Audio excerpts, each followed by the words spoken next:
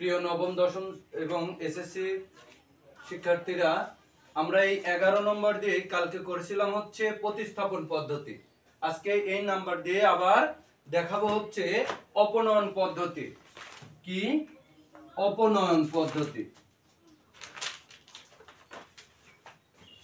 আমরা জানি সমাধানের অঙ্ক তিনটা পদ্ধতি রয়েছে, একটি প্রতিস্থাপন, একটি অপনয়ন এবং একটি আর গুণন। আমরা আজকে অপনয়ন করব। দেখো অপনয়নটা তিনটা যে নিয়ম আছে, এর মধ্যে অপনয়নের নিয়মটা সবচাইতে সোজা। দেখো আমরা অঙ্ক তুলছি, 1 নং গুণন 2 নং গুণন দিছি, ভালো করে খেয়াল করবে, পরে তুলবে।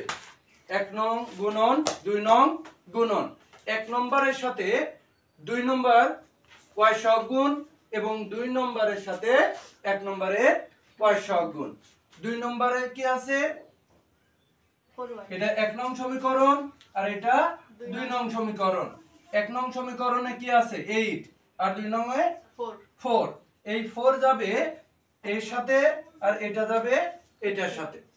দুই জায়গায় y এর আগে যদি এক জায়গায় প্লাস এক জায়গায় মাইনাস হয় তাহলে এখানে প্লাস বসে, আর দুই জায়গায় যদি একই চিহ্ন বসে, যেমন এখানেও প্লাস এখানেও প্লাস, এখানেও মাইনাস এখানেও মাইনাস, তাহলে প্লাস, তাহলে করে পাই।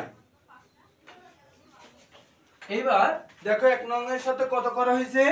4 গুণ। তাহলে এটার সাথে যদি আমরা গুণ করি, 4 সাথে কত হয়? 28, 28x plus 4 8টা 32, 32y equal to 4 নং 36। এর সাথে 8 যুক্ত করা হয়েছে, তাহলে 5 8টা 40, 40 মাইনাস 4 8টা 32 আর মাইনাস 3 8টা 24। খেয়াল করো, যদি আমরা এখানে প্লাস মাইনাস করতাম তাহলে এই সব চিহ্নের এখানে তিনটা চিহ্নের পরিবর্তন করতাম। এখানে যেহেতু প্লাস করছি, এই চিহ্নের পরিবর্তনের দরকার নাই, কারণ আমাদের উদ্দেশ্য থাকবে y কে কাটা। এই যে আমরা প্লাস মাইনাসে y কেটে গেল। এবার খেয়াল করে দেখো, এর আগে কিছু নাই, তার মানে মনে মনে কি আছে?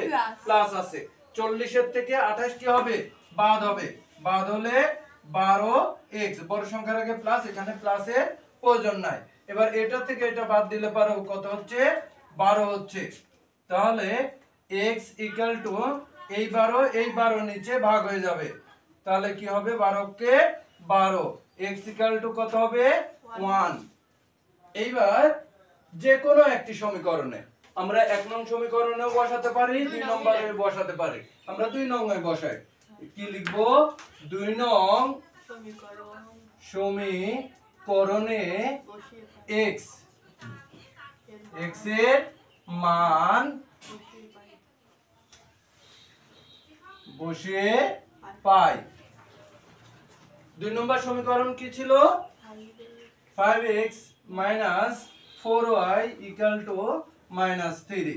খেয়াল করে দেখো, 5 into x এর মান 1, 4y equal to minus 3, 5 K 5, 4y equal to minus কত? 3। তাহলে minus 4y এখানে থাকবে minus 3, এই প্লাস ওই পাশে গেলে minus 5। তাহলে এই y এখানে থইলাম।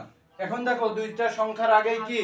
মাইনাস, তাহলে মাইনাস 5 আর 3 8, আর এই মাইনাস 4 নিচে ভাগ হয়ে গেল, তাহলে মাইনাস মাইনাস কেটে গেল, 4 দুগুণে 8, তাহলে y ইকুয়াল টু কত?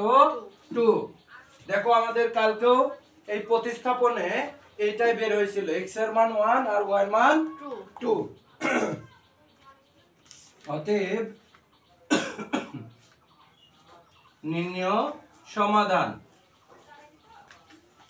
x, y, x এর মান 1 আর y এর মান 2, এটাই आंसर।